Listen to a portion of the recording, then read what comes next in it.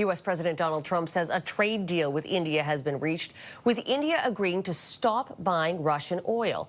In a post on social media, Trump says the agreement will see the U.S. charging India a lower reciprocal tariff at 18% down from 25%. Meanwhile, India is expected to reduce its tariffs on American goods, Trump says, to zero. He also says India will stop buying Russian oil and instead commit to buying more from the U.S. and possibly Venezuela. And India's Prime Minister Narendra Modi also posted on social media saying big thanks to President Trump on behalf of the 1.4 billion people of India for this wonderful announcement. And joining us now with more, Jacques Shore, trade specialist and government affairs lawyer. Thanks for being with us today, Jacques. Thank you very much, Caroline. What do you make of this new reduced tariff deal between the United States and India? It's very significant, and I think that we have to really look at it really carefully because it says, first of all, a few things. Interesting that just so soon after the January 27th arrangement that basically was struck between India and the European Union to effectively create a market for 2 billion people. When you look at the 1.5 billion in India and almost half, you look at 500 million in Europe. You look at that, you say it's quite incredible that I think the United States that felt maybe they were somewhat left behind and recognized this as a moment for them to actually address the trade issue, which is obviously an important one for them. But what I find remarkable is we are seeing yet again another very, very strong example of using trade as a leverage. Essentially, I see it as a tool to shape results. I think the incredible step taken by the president to essentially work out a deal that ensures that there's a commitment, first of all, that India will not purchase its oil or its energy requirements from Russia is very significant. And then again, with that comes a commitment to buy from the United States of over $500 billion worth of technology, agriculture, coal, and more, and energy.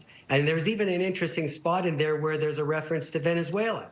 So you really see, I think, a very strategic play by the President of the United States.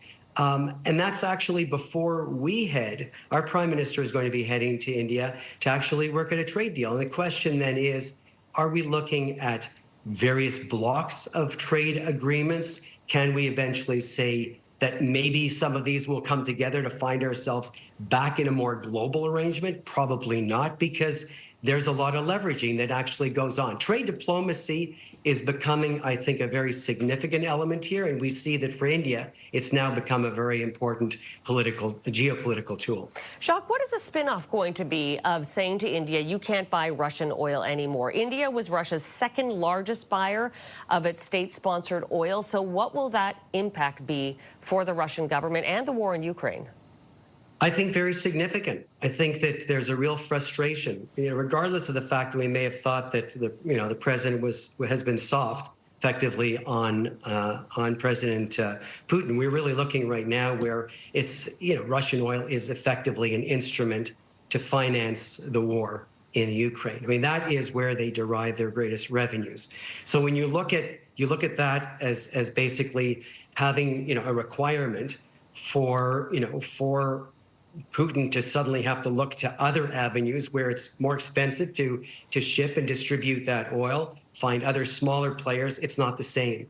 And I think that this is actually a very smart move, if that can really move the needle, to basically say the gig is up, you're not going to be able to finance the war that you have basically waged on Ukraine, and perhaps this is one way of ensuring that the Americans don't have to put their more money or their effort into the issues that they've been criticized for by EU and others. So it's really an interesting step, but how remarkable it is as we look at trade and looking at specific commodities, specific areas where you basically know you have leverage.